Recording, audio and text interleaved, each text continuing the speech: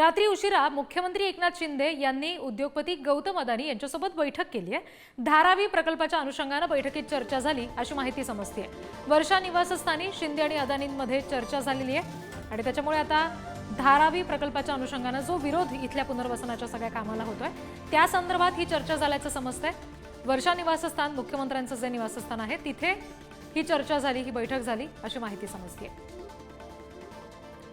या सगळ्या संदर्भात आणखी तपशील घेणार आहोत प्रतिनिधी अजय माने यांच्याकडून। अजय, शिंदे अदानींमध्ये चर्चा झाली असं समजतंय, काय नेमकं या चर्चेचं फलित असू शकतं?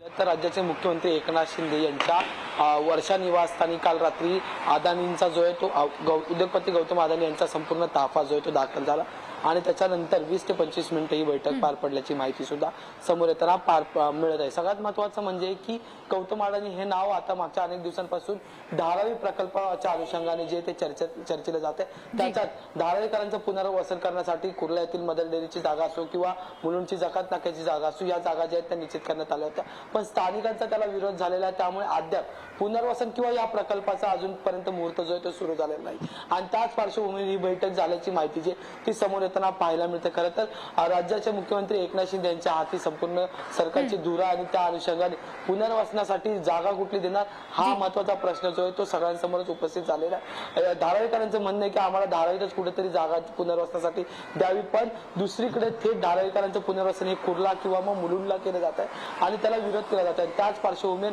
ही बैठक झालेली असल्याची माहिती सुद्धा समोर येते। त्यामुळे आता धारावी प्रकल्प कधी सुरू होणार हा प्रश्नचिन्ह, तसेच स्थानिकांचा विरोध आणि आगामी काळात होणाऱ्या विधानसभेच्या निवडणुका या सगळ्यांना लक्षात ठेवून मुख्यमंत्री किंवा मग सरकार धारावीकरांचं पुनर्वसन कुठं करणार हा सुद्धा प्रश्न सोडवण्याचा एकंदरीत नवा तगडा जो आहे तो या सगळ्यांसमोर उपस्थित झालेला आहे। त्यामुळे आता याच्यावर कसा मार्ग काढला जाणार हे सुद्धा पाहणं महत्त्वाचं ठरणार आहे। अजय, धन्यवाद दिलेल्या या सगळ्या तपशिलांसाठी।